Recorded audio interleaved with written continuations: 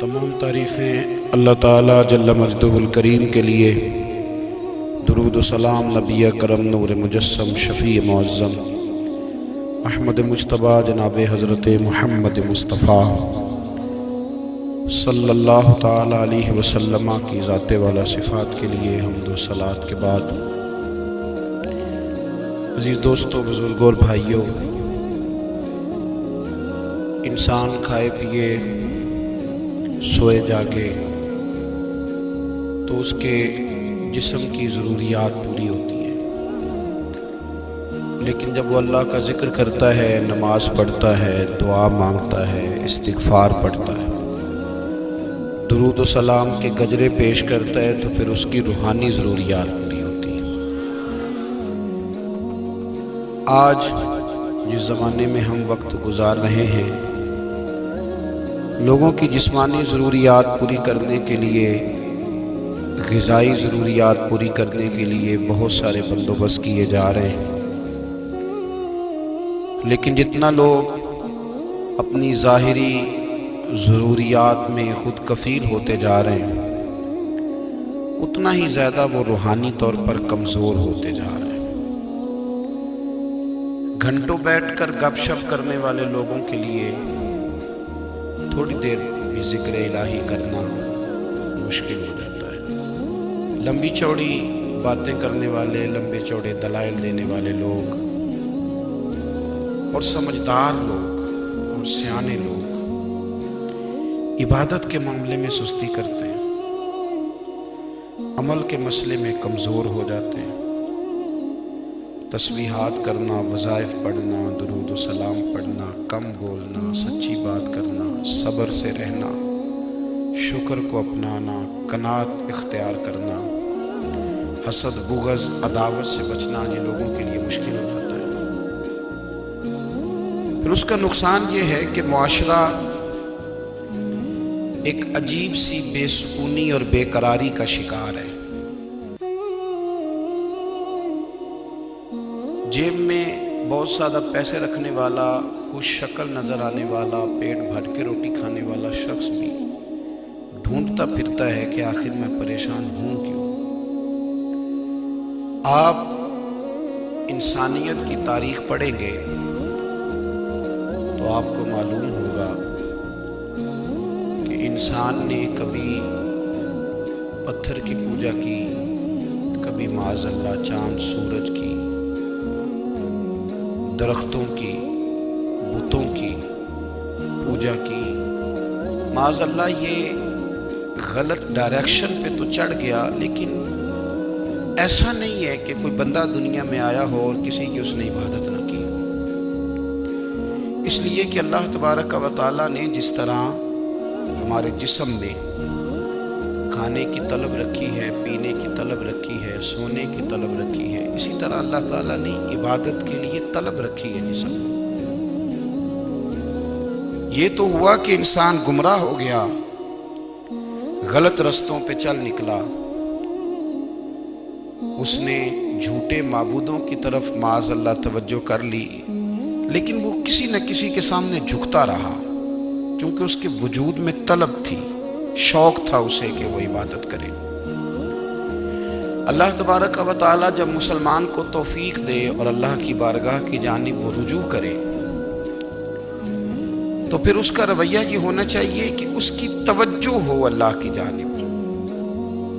हमारे यहाँ तस्बीहात पढ़ ली जाती हैं अगर कभी मौका मिले, लेकिन वो ख़ास इन्हिमाक, वो ख़ास शौक़, वो ख़ास ज़ौक़ अल्लाह तबारक व तआला की इबादत का। एक होता है नमाज पढ़ना, एक होता है एहतमाम के साथ नमाज पढ़ना, यानी ज़रा वक्त पे उठना, ज़रा सही करके वज़ू करना, ज़रा शौक़ से मुसल्ला बिछाना।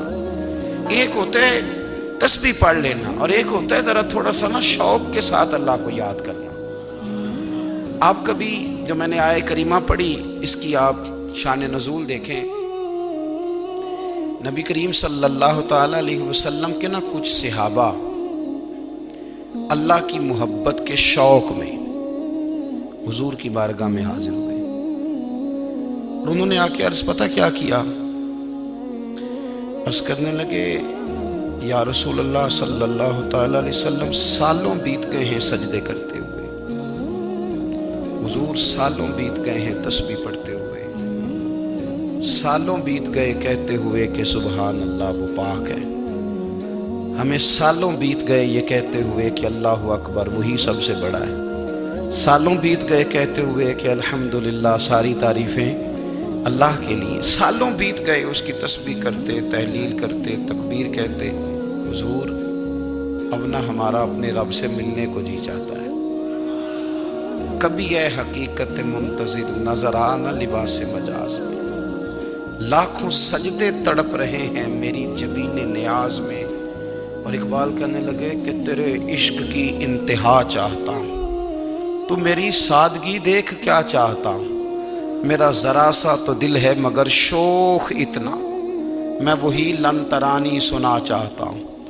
میرا بھی دل کرتا ہے کہ اللہ میں تجھے کہوں میں تجھے دیکھنا چاہتا ہوں، جس طرح حضرت موسیٰ کلیم علیہ السلام نے کہا تھا، اور تو مجھے کہے کہ لن ترانی تو نہیں دیکھ سکتا، ذرا سا تو دل ہے مگر شوق اتنا، میں بھی وہی لن ترانی سنا چاہتا ہوں۔ پھر کہنے لگے بھری بزم میں راز کی بات کہہ دی، بڑا بے ادب ہوں سزا چاہتا ہوں۔ دیکھو سب لوگوں کے بیچ ہی میں نے یہ کہہ دیا۔ میرے عزیز صحابہ نا شوق میں، کتنے سارے لوگ ہیں آپ، کتنی ماشاءاللہ بڑی تعداد میں آپ آئے، ہم بھی کبھی اس شوق میں گئے ہیں کہ ہمارے رب کو دیکھنے کو دل چاہتا ہے،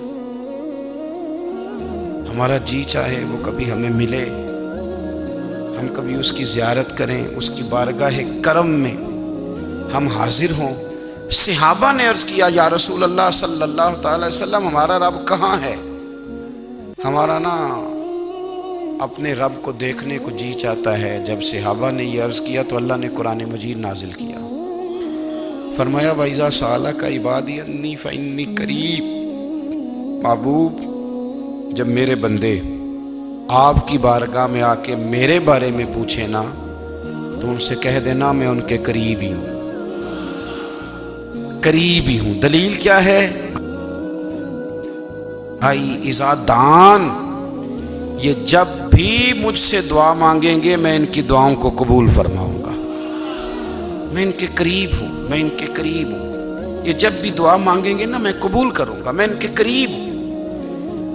اللہ تبارک و تعالیٰ کے بندے اللہ سے محبت کرتے، رب کی بارگاہ میں جھکتے، اس کو اپنے دکھ سناتے، اس کے پیارے محبوب صلی اللہ تعالیٰ علیہ وسلم کا وسیلہ لے کے اس کے حضور حاضر ہو جاتے، پیشانیاں سجدوں سے روشن ہوتی۔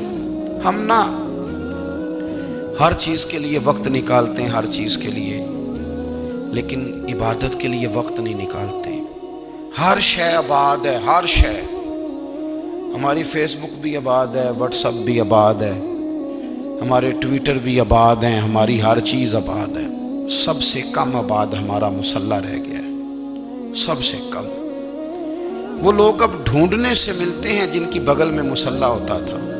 میرے بھائی آپ کتنا کو دنیا کے پیچھے بھاگو گے تھکا دے گی، کتنا دولت کے پیچھے بھاگو گے تھکا دے گی۔ آپ جب اپنی زندگی میں جمع تفریق کرو گے نا تو مرتے وقت احساس ہوگا کہ سارا کچھ تو لوگوں کے لیے کیا، اپنے لیے تو کر ہی کچھ نہیں سکے۔ اور ہم عبادت کے معاملے میں بہانے بازی بھی کرتے ہیں، ہم کہتے ہیں اوہو رزق کمانا بھی تو عبادت ہی ہے نا، میں حلال روزی کے لیے جا رہا ہوں یہ بھی تو عبادت ہے نا۔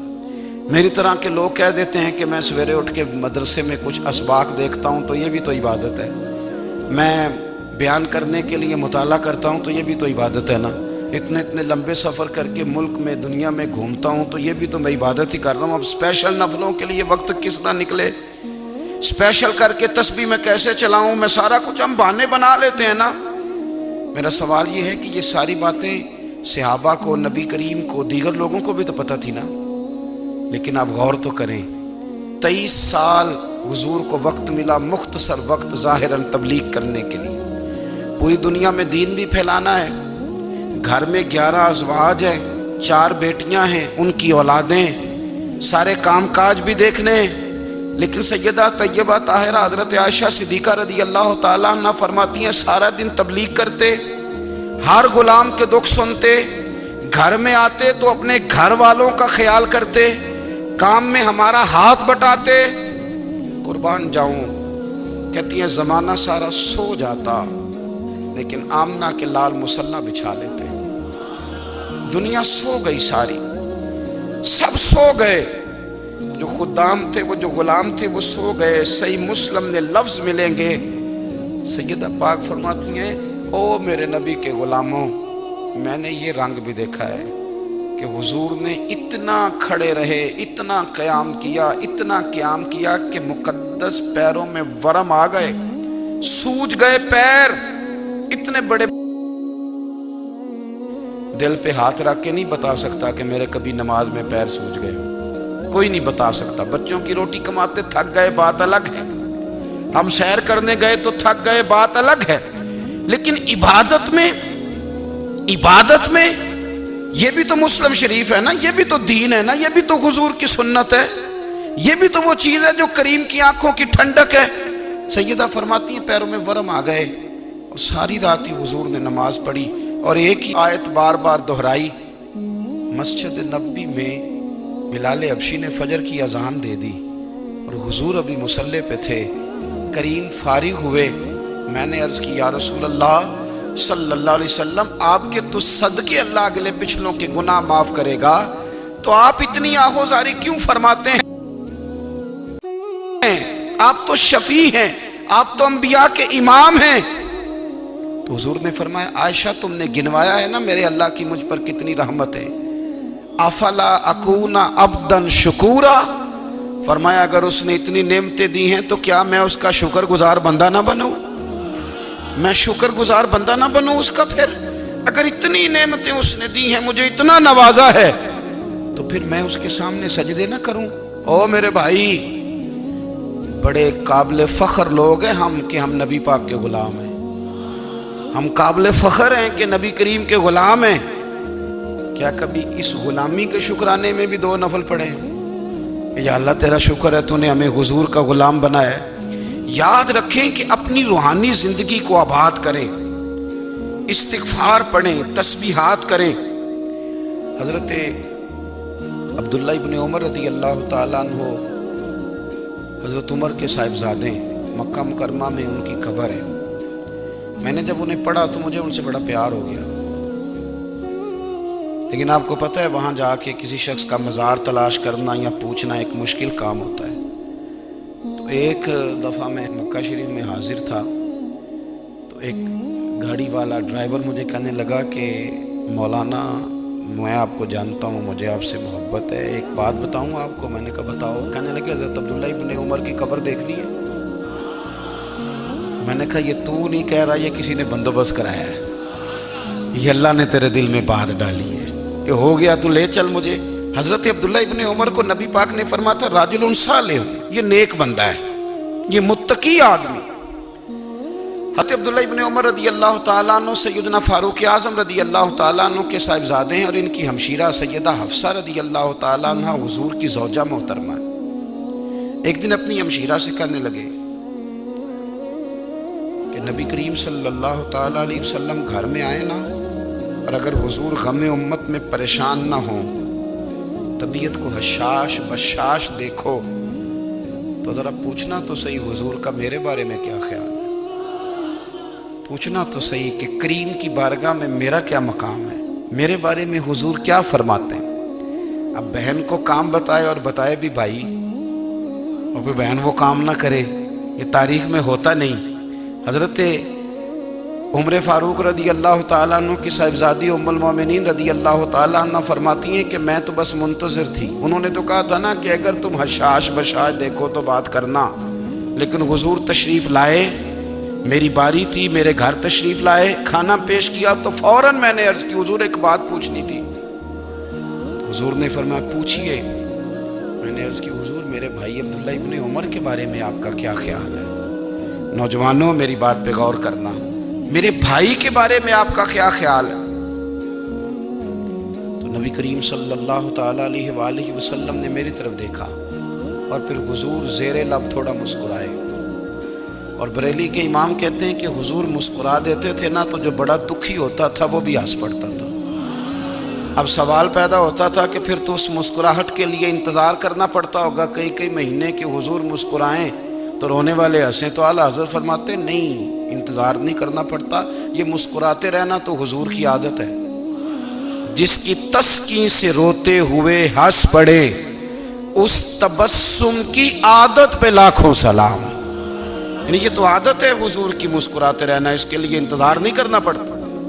بھائیو آپ خیال رکھیں گے، غور کریں گے، حضرت عبداللہ ابن عمر رضی اللہ تعالیٰ عنہ کے بارے میں پوچھا تو سیدہ فرماتی ہیں کہ نبی کریم صلی اللہ تعالیٰ علیہ وسلم نہ زیر لب مسکرائے اور فرمایا حفصہ تیرا بھائی ہے تو اچھا، لیکن میں نے سنا ہے کہ عشاء کی نماز پڑھتا ہے تو فجر تک سویا ہی رہتا ہے۔ او نوجوانوں، 10 بجے تک سونے کی بات نہیں ہوئی، 9 بجے تک سونے کی بات نہیں ہوئی، 11 بجے اٹھنے کی بات نہیں۔ حضور فرمانے لگے میں نے سنا ہے کہ عشاء کی نماز پڑھ کے سو جاتا ہے اور فجر تک سویا ہی رہتا ہے، اسے چاہیے کہ تہجد کے وقت اٹھا کرے، اللہ کی بارگاہ میں حاضر ہوا کرے، آہوزاری کرے، سجدے کرے، عبادت کرے۔ اٹھتا ہے اور فجر میں جا کے اٹھتا ہے۔ حضرت جناب حفصہ رضی اللہ تعالیٰ عنہ کہتی ہے میں نے جناب عبداللہ ابن عمر کو پیغام دیا اور میں نے کہا میرے جوان بھائی سن، نبی پاک نے فرمایا ہے تو اچھا پر تہجد میں نہیں اٹھتا، نفل نہیں پڑھتا۔ او میری ملت کے جوانوں، مزہ نہیں آ جاتا جب ساری دنیا سوئی ہو، ساری دنیا، اور بستر بھی گرم ہو اور نیند بھی پورا غلبہ کر رہی ہو، اور اچانک گھنٹی بجے دماغ میں، آنکھ کھلے، گھڑی پہ نظر پڑے، 3:30 4 بجے کا پیغام گھڑی بتائے، اور کوئی چڑھتی جوانی والا اٹھ کے وضو کرے، اور جب وہ مصلی کھول کے بچھائے تو مدینے والے محبوب کہتے ہیں کہ ہر نماز پہ رب ثواب دیتا ہے، اور جو اٹھ کے تہجد کی نماز پڑھے اسے دیکھ کے تو رب مسکراتا ہے، جو اس کی شان کے لائق ہے، جو اس کی شان کے لائق، وہ مسکراتا ہے، خوش ہوتا ہے کہ میرا بندہ تہجد میں اٹھ گیا، وہ مسکراتا ہے۔ کاش ہماری صبحیں کبھی اپنے مالک کے نام ہو جائیں، کاش کے صبحیں۔ حضرت ابو الحسن رحمۃ اللہ تعالیٰ علیہ حضرت معاذ ابن جبل رضی اللہ تعالیٰ عنہ کے پاس بیٹھا کرتے تھے، فرماتے ہیں ان سے جو پیار بڑھا تو پھر میرا مصلی سے بھی بڑھ گیا۔ تابعی ہیں، فرماتے ہیں صحابی رسول سے محبت ہوئی تو ذکر سے بھی ہو گئی، پھر درود شریف سے بھی ہو گئی، محبت ان سے بڑھی تو پھر اللہ نے مسجد کا پیار بھی بڑھا دیا۔ آپ فرماتے ہیں کہ میری ہر وقت طبیعت چاہتی تھی کہ بس اللہ اللہ کروں، بس اللہ اللہ کروں، بس نہ میں ذرا تھوڑی جان چھڑاؤں لوگوں سے، کوئی 10 منٹ ملے تو میں کوئی 4 نفل پڑھ لوں، میں تھوڑا سا نہ بچوں لوگوں سے، اور مجھے تسبیح ملے تو میں نہ کچھ 400-500 دفعہ استغفار پڑھوں، سبحان اللہ، الحمدللہ، اللہ اکبر، لا حول ولا قوت الا باللہ، میں نہ تسبیحات پڑھوں۔ فرماتے ہیں کہ بچے تھے گھر میں 6-7، غربت تھی، کام ملتا کوئی نہیں تھا، اور میں کام چور نہیں تھا، کام ڈھونڈتا تھا، پر اللہ کی قدرت کے کام نہیں ملتا تھا۔ فرماتے ہیں کہ میں نے ایک دن اپنی اہلیہ سے کہا کہ آج میں پھر جاتا ہوں کام ڈھونڈنے، تو میری بیوی بڑی فرما بردار تھی، پر اس دن نہ غربت کے ہاتھوں تنگ آ کے کہنے لگی آج نانا کوئی تو چیز لے کے آیا تو مجھ سے بچوں کی بھوک نہیں دیکھی جاتی، سب روگاں دا روگ محمد جس دا نام غریبی، کنڈ بلا کے لنگ جاندے نی دوست یار قریبی، آج نہ کچھ لے کے آیا تو میں بچے لے کے میکے چلی جاؤں گی۔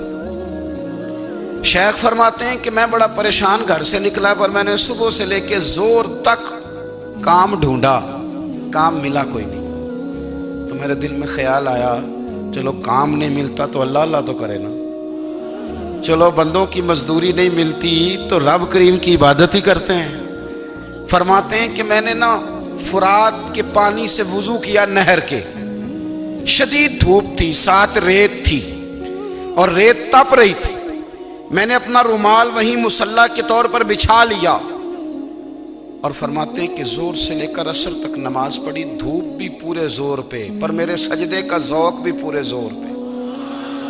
فرماتے ہیں سورج بھی چمک رہا ہے اور رب کی عبادت کا ذوق بھی پورے زور پہ، میں سجدہ کروں تو پھر میرا اٹھانے کو جی نہ چاہے، میرے استاد لکھا کرتے تھے، یہ ان کا شعر ہے، وہ کہا کرتے تھے مجھے سوز دے، مجھے ساز دے، اور مجھے نیم شب کا نیاز دے، دم سجدہ خود کو میں توڑ دوں، مجھے ایسا ذوق نماز دے۔ اور میں تیری بہار کا پھول ہوں، میں کھلا بھی ہوں تو تیرے لیے، مجھے میری شاخ سے توڑ لے، مجھے اپنی زلف کا ناز دے۔ بھائی فرماتے ہیں کہ عصر تک میں نے نفل پڑھے، دل ڈھلنے لگا، عصر کی نماز پڑھی اور میں وہاں سے چلا۔ اب میں جب نکلنے لگا تو دل میں خیال آیا کہ چھوٹی چھوٹی دیواریں ہیں گھر کی، بغیر کچھ لیے جاؤں گا تو بیوی دور سے دیکھے گی تو شور کرے گی کہ پھر خالی ہاتھ آ گیا ہے۔ کہتے میں نے اپنے اسی رومال میں جس پہ میں نے نماز پڑھی تھی نا، رومال میں کی آخی دے پنجابی جسافہ کہتے ہیں، اسی میں نا میں نے کچھ ریت بھر لی کہ وہ دور سے دیکھے گی تو سمجھے گی کچھ لے کے آیا ہے، چلو جا کے اسے بتا دوں گا کہ آج پھر مزدوری نہیں ملی۔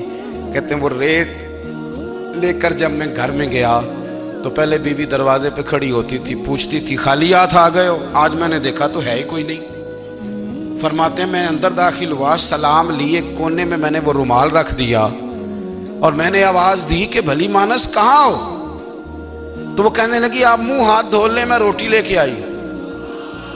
میں نے کہا روٹی کہاں سے آ گئی؟ یہاں تو کئی دنوں کے فاقے، تو کئی دنوں کی غربت ہے، یہاں تو اس گھر میں تو فقیری ہے۔ فرماتے ہیں کہ وہ روٹی لے کے آئی اور اس وقت کی جو موجودہ نعمتیں تھیں، سمجھ لیں سلاد، اچار، ہر چیز ساتھ لائی۔ میں نے کہا کہ بچے کہاں گئے؟ کہنے لگی وہ کھانا کھا کے کھیلنے گئے، آپ کھانا کھا لیں آ جاتے۔ کھانا اس نے چن دیا۔ میں نے حیرت انگیز لہجے میں ساری نعمتیں اپنے دسترخوان پہ دیکھ کر کے بیوی سے پوچھا یہ کہاں سے آیا کھانا؟ بچوں کو تو نے کہاں سے کھانا کھلایا؟ یہ سارا کچھ کیسا ہے؟ کہنے لگی پتہ نہیں آج آپ کس کریم کی مزدوری کرنے چلے گئے تھے، پتہ نہیں کس کریم کی، میرے گھر میں تو اتنی نعمتیں آئی ہیں کہ مجھ سے سنبھالی نہیں جا رہی، اتنا اناج ہے، اتنا گندم ہے، کس کریم کے دروازے آج چلے گئے تھے؟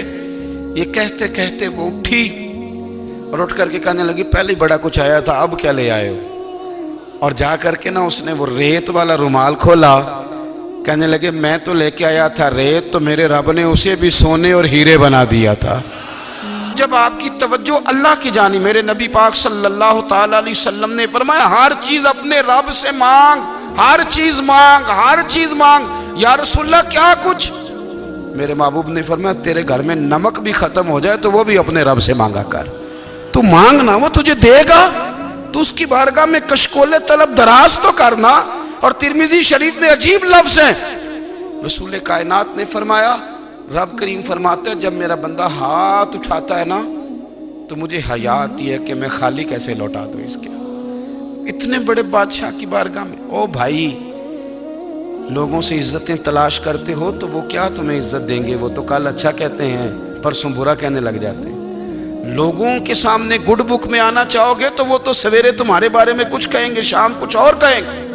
اپنی روحانی زندگی آباد کریں، اپنے مصلح کو وقت دیں، اور دنیا سے چھپ کر اس موبائل کو بند کر کے اور اپنے آپ سے بھی چھپ کے اور تنہا ہو کے چھپا کے سارا کچھ اپنے آنسو اپنے رب کی بارگاہ میں پیش کریں، اس کے حضور حاضری دیں۔ سنو نا ترمذی کی حدیث، اور اسے یاد رکھنا، نبی پاک علیہ السلام نے فرمایا اپنے دکھ لوگوں کے سامنے نہ بیان کرنا، سیٹھوں نوابوں کو نہ بتاتے پھرنا، دنیا داروں کے سامنے جا کے نہ رونا کہ میں تکلیف میں ہوں۔ فرمایا اگر دنیا داروں کو دکھ بتاؤ گے رب تمہیں کبھی غنی نہیں کرے گا، اور لوگ ہیں کہ الٹا مذاق اڑائیں گے۔ آپ کی جس سے بڑی پکی یاری ہے نا، پکی، وہ تب تک پکی ہے جب تک آپ نے 50,000 مانگا نہیں، اور جس وقت آپ نے کہہ دیا کہ میں مجبور ہوں میری مدد کر تو پھر ختم ہو گئی دوستی۔ لوگوں کے تعلقات آپ کے ساتھ تب تک ہیں جب تک آپ ان سے کوئی ضرورت وابستہ نہیں کرتے۔ کریم محبوب فرمانے لگے بندوں کے سامنے دکھ نہ بیان کرنا، اللہ تجھے کبھی غنی نہیں کرے گا۔ تو اپنے دکھ اپنے رب کو بتا، تو دعائیں مانگ، تو اس کی بارگاہ میں حاضر ہو، تو اس کے حضور عرض کر۔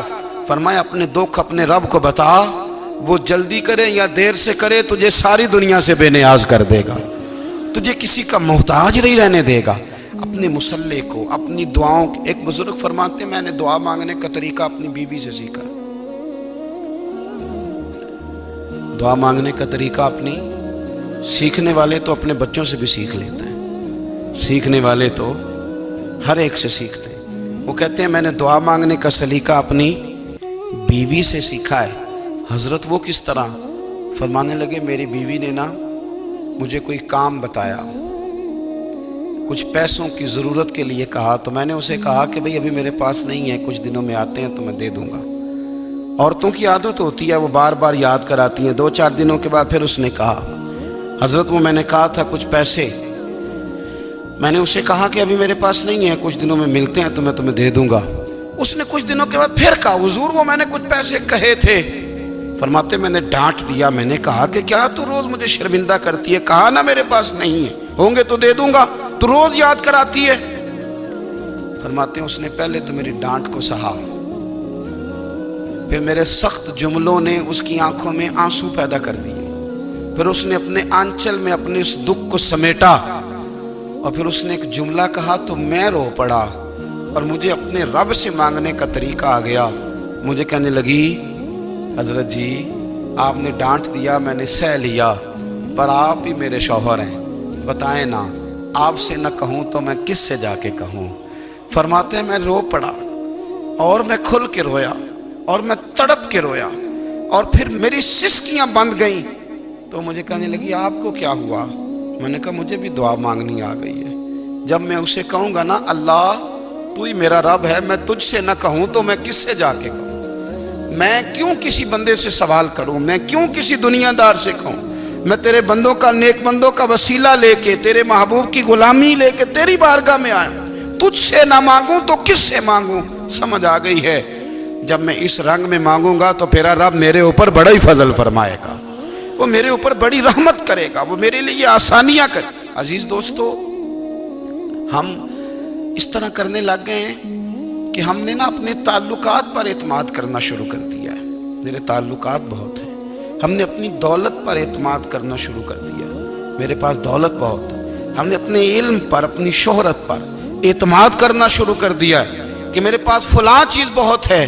یاد رکھنا جب بے نیاز اپنی صفت بے نیازی دکھاتا ہے تو بڑی بڑی دولتوں والے مجبور نظر آتے ہیں. بھائیو جب انسان کا رشتہ اپنے مالک کے ساتھ ہوتا ہے پھر تو غم بھی کچھ نہیں کہتے، پریشانیاں بھی کچھ نہیں کہتی، پھر تو زندگی صبر والی، پھر تو زندگی توکل والی، پھر تو زندگی بھروسے والی. پھر انسان اپنے آپ کو رسوا نہیں کرتا. دنیا داروں سے امیدیں اس کی ختم ہو جاتی، امیدیں اللہ رسول سے لگا لیتا ہے، مضبوط ہو جاتا ہے، مضبوط، طاقتور ہو جاتا ہے، خوددار ہو جاتا ہے، باوقار باعزت ہو جاتا ہے. حضرت بہلول دانا رحمت اللہ علیہ بیٹھے تھے تو ہارون رشید حج کر کے آ رہا تھا، تو رستے میں حضرت شیخ سے ملاقات ہو گئی. تو السلام علیکم کے بعد کہنے لگا حضور کوئی حکم ہو تو بتائیے گا. تو حضرت بہلول دانا فرمانے لگے تیرا رب کون ہے؟ اس نے کہا اللہ. تو فرمایا میرا کون ہے؟ کہا اللہ. فرمانے لگے تو بڑا ہی بیوقوف ہے، کیا تو یہ سمجھتا ہے کہ رب ہارون رشید کو تو دے گا اور بہلول دانا کو بھول جائے گا؟ تیرا بھی وہی رب ہے، میرا بھی وہی رب ہے. اس نے اگر تجھے دے کے آزمایا ہے تو ہو سکتا ہے مجھے نہ دے کے آزما رہا ہو. جب اس کی حکمت کے تقاضے ہوں گے تو عطا کرے گا اور دے گا. تو جا اپنا کام کر. بھائی اپنی روحانی زندگی، اپنی عبادات، اپنے وظائف، اپنے روزمرہ کے معاملات، اپنی دعائیں، اپنا استغفار. دیکھو کوئی مشکل کام تو نہیں، 2 رکوع ہیں سورہ واقعہ کی، اگر رات کو پڑھ لی جائے تو. میں کس طرح یہ بات بیان کروں کہ تعویذ بانٹنا آسان ہے اور وظیفہ بتانا مشکل ہے. سارا دن تعویذ بانٹیں تو لوگ لینے کو تیار ہیں، اور اگر آپ وظیفہ بتائیں تو کہتے ہیں تو مشکل کام ہے. او خدا کے بندے، اگر آپ کا تعلق قرآن پاک کے ساتھ مضبوط ہو، قرآن پاک کے ساتھ اگر آپ کا رشتہ ہو، لوگ سفارشیں ڈھونڈتے ہیں نا دنیا میں، کوئی تعلق مل جائے تو میرا کام ہو جائے. دنیا میں اتنا مشکل معاملہ ہے، آخرت میں مجھے بتائیے گا کتنا مشکل معاملہ ہوگا. میرے نبی پاک صلی اللہ تعالیٰ علیہ وسلم نے فرمایا جو لوگ سورہ ملک پڑھا کرتے تھے نا، سورہ ملک، یہ سورت ملک قیامت میں ان کی سفارش کرے گی. اور اس طرح کرے گی کہ کہے گی اے اللہ یہاں اس بندے کو جنت میں داخل کر دے یا مجھے قرآن پاک سے علیحدہ کر دے. تو رب فرمائے گا جا اس کا دامن تھام کے اسے جنت تک پہنچایا. آپ بات کو سمجھیں. جب آپ کے تعلقات اپنے معاملات کے ساتھ مضبوط ہوں گے، یہ نبی کریم نے وعدہ کیا ہے کہ تو سورت واقعہ پڑھ تیرے گھر میں فاقہ نہیں آئے. حضرت عبداللہ ابن مسعود رضی اللہ تعالیٰ عنہ بیمار تھے تو حضرت عثمان غنی رضی اللہ تعالیٰ عنہ تیمارداری کے لیے تشریف لے گئے اور جا کر کے کہا کہ آپ بڑے بیمار ہیں، آپ کی بیٹیاں زیادہ ہیں، میں چاہتا ہوں کہ خزانے میں سے کچھ مدد کروں. تو سیدنا عبداللہ ابن مسعود رضی اللہ تعالیٰ عنہ اٹھ کے بیٹھ گئے اور کہنے لگے امیر المومنین، اللہ آپ کو میری طرف سے میری بیٹیوں کی طرف سے بہتر صلہ دے. میری بیٹیوں کو کسی خزانے کی ضرورت نہیں، میں نے انہیں خزانہ دے دیا ہے. کہا جناب آپ نے کون سا خزانہ دیا ہے، میں آپ کے مالی معاملات کو جانتا ہوں. تو فرمانے لگے امیر المومنین، میرے نبی کریم نے فرمایا ہے جو سورت واقعہ پڑھے اسے کبھی فاقہ نہیں آتا. میں نے بیٹیوں کو یاد کرا دی ہے، یہ خزانہ میں نے انہیں دے دیا ہے. وہ سارے والدین سنیں جو بیٹیوں کے لیے پریشان رہتے ہیں. حضرت عبداللہ ابن مسعود نصیحت کر رہے ہیں، فرمانے لگے میں نے سورت واقعہ یاد بھی کرا دی ہے، پڑھنے کی عادت بھی ڈال دی ہے. حضور نے فرمایا ہے جو سورت واقعہ پڑھے اسے فاقہ نہیں آتا. کہنے لگے چاند تو اپنی جگہ چھوڑ سکتا ہے، سورج گر سکتا ہے، تارے ٹوٹ سکتے ہیں، پر مدینے والے رسول کی بات غلط نہیں ہو سکتی. حضور نے فرمایا فاقہ نہیں آئے گا تو انشاءاللہ کبھی بھی نہیں آئے گا. کرنے کا کام یہ ہے کہ ہم اپنے معاملات، اپنی عبادات، اپنی دعائیں کبھی 10 منٹ عادت ہو جائے نا دعا مانگنے کی علیحدہ سے رات کو. حضور نے فرمایا جو فرض نماز کے بعد دعا مانگے اللہ اس کی قبول کر لیتا ہے. نبی پاک صلی اللہ تعالیٰ علیہ وسلم نے فرمایا اللہ مسافر کی دعا قبول فرماتا ہے. حضور نے فرمایا اللہ مظلوم کی دعا قبول فرماتا ہے. حضور نے فرمایا بیمار سے دعا کراؤ اللہ اس کی دعا قبول فرماتا ہے. میرے نبی پاک نے فرمایا ماں باپ جب بھی اولاد کے لیے ہاتھ اٹھائیں، ویسے تے بلے شاہ تو آسمانی اڈدیاں ہی پھڑ دیں، جڑا گھر بیٹھا انہوں بڑھیا ہی نہیں. حضور فرمانے لگے ماں باپ جب بھی اولاد کے لیے دعا فرمائیں اللہ ان کی دعا کو قبول کرتا ہے. آپ اپنا تعلق بنائیں دعا کے ساتھ، عبادت کے ساتھ، مصلی کے ساتھ رشتہ بنائیں، استغفار پڑھیں. صلاح الدین ایوبی صلیبی جنگوں میں تھے، رات کو مسجد اقصیٰ میں نماز پڑھی تو پریشان تھے. ایک بزرگ سے ملاقات ہوئی تو وہ کہنے لگے کہ آپ بڑے پریشان ہیں. کہنے لگے حضور پریشان اس لیے ہوں کہ پہلے ہی مسلمان کمزور ہے، اب میں نے سنا ہے دشمن کا ایک بحری بیڑا وہ جنگی سامان سے بھرا ہوا آ رہا ہے، تو اب ان کے پاس اور تلواریں اور نیزے آ جائیں گے، مسلمانوں کے پاس پہلے ہی وسائل کی کمی ہے، پریشان ہو کس طرح کر کے مقابلہ کریں گے. یہ بات کہتے ہی صلاح الدین ایوبی نے بزرگوں سے کہا حضور آپ بھی دعا کرنا، دعا کی بڑی طاقت ہے. میرے نبی پاک نے فرمایا دعا مومن کا ہتھیار ہے، دعا مومن کا. حضور نے فرمایا تقدیر کو سوائے دعا کے کوئی چیز نہیں بدل سکتی. دعا مومن کا ہتھیار ہے، یہ کافر کے پاس کوئی نہیں، یہ ہتھیار ہے مومن کا. اللہ کرے آپ کو سمجھ آئے. پھر سنیں کئی بار کہہ چکا ہوں یہ ہتھیار ہے. کافر کے مقابلے میں جو تیرے پاس سب سے بڑا ہتھیار ہے وہ دعا ہے.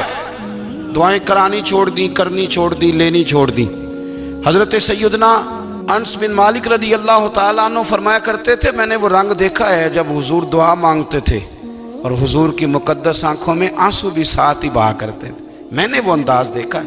تو صلاح الدین ایوبی بزرگ سے کہنے لگے آپ بھی دعا کیجیے، اور خود رونے لگے اور سر سجدے میں رکھ کے رونے لگے اور عشاء سے لے کر فجر تک روئے، خوب روئے. صبح وہ بزرگ آئے تو صلاح الدین ایوبی کا خوبصورت اور ہنستا ہوا چہرہ دیکھا. کہنے لگے آپ بڑے خوش ہیں، رات تو میں نے بڑے روتے ہوئے دیکھا تھا. تو کہنے لگے حضور وہ جو بحری بیڑا آ رہا تھا نا وہ پانی میں ڈوب گیا ہے، اب وہ نہیں آ رہا، ابھی خبر آئی ہے تو میں بڑا خوش ہوں. بزرگ کہنے لگے اٹھ سینے سے لگ، اور سن ایک بات، وہ بحری بیڑا پانی میں نہیں ڈوبا، وہ تیرے آنسوؤں میں ڈوب گیا ہے. وہ جو تو رات رویا ہے نا رب کریم کی بارگاہ میں تو وہ ڈوب گیا ہے. بھائی اپنا مصلی کا، عبادت کا، وظائف کا، اللہ اللہ کا سلسلہ اس کو مضبوط کریں، اپنی دعاؤں کے تعلق کو مضبوط کریں۔ دعائیں بڑے انقلاب برپا کر دیتی ہیں۔ ہم تھوڑے تھوڑے نا جب سے خشک ہوئے ہیں نا، خشک، اور میری تو جماعت ہی صوفیاء کی جماعت تھی، ہم تو داتا علی اجمیری کی جماعت سے، ہم تو خواجہ اجمیری کی جماعت سے، ہم تو شیخ احمد فاروق سرہندی کی جماعت سے، ہم تو صوفیاء کی جماعت۔ ہماری جماعت نے بھی وہ تعلق جو ہمارے بزرگوں نے بنایا تھا۔ بزرگ اللہ کے قریب کیسے جاتا ہے؟ تو ہمارے یہاں نا بہت سارے لوگ کہتے ہیں جی نظر ہو گئی تو کام ہو گیا۔ بھائی جو بخاری مسلم میں طریقہ ہے نا اللہ کا قرب پانے کا، وہ تو نفل ہے۔ نبی کریم علیہ السلام نے فرمایا بندہ نفلوں کے ذریعے رب کے قریب جاتا ہے، اور اتنا قریب جاتا ہے کہ پھر اللہ اس کی زبان بن جاتا ہے، اللہ اس کی آنکھیں بن جاتا ہے، کان بن جاتا ہے، ہاتھ اور پیر بن جاتا ہے۔ تو یہ تو عبادت ہے، یہ تو اللہ کی بارگاہ کی حاضری ہے جو آپ کو اللہ کے قریب کرے گی۔ تو اپنے نماز کو اہمیت دے کے ادا کریں، نمازیں موبائل بند کر کے ادا کریں۔ لیکن نا کچھ لوگ کہتے ہیں مجھے ٹائم نہیں ملتا نماز کا، تو میں کہتا ہوں یہ آپ نے بڑی جرت کی بات کی ہے۔ مجھے کو میرا پیر بھائی کہا جانا میرے پاس ٹائم نہیں آپ کو ملنے کا، تو میں کہتا ہوں آج کے بعد آنا ہی نہ۔ تو کیا سمجھتا ہے تو وہ بڑا آدمی ہے، تیرے پاس ٹائم نہیں ہے اور ہمیں ملنے کا ٹائم، موج کر۔